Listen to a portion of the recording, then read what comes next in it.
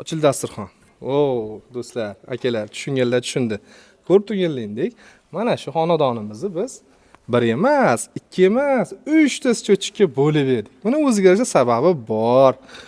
Uyda 48 kilovatlik kotel bor. 24 kilovatdan ikkita va elektromobil uchun ham alohida qildik.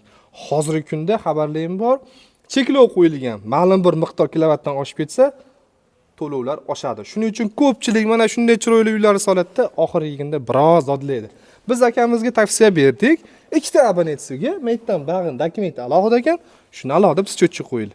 O'z-o'zidan belgilaydigan har oygi rasxodlari 2 ga bo'lindi. Bu ham sizga kichkinagina yechim do'stlar. Chetimizda mana kattagina qilib qo'yganmiz. Sababi счётчикlar ko'pligini hisobini qilib, elektromobil uchun ham alohida счётчигimiz bor. Aziz do'stlar, yaxshi ma'lumotlar bo'lsa, podeshkani ayamaymiz. Sog' bo'linglar.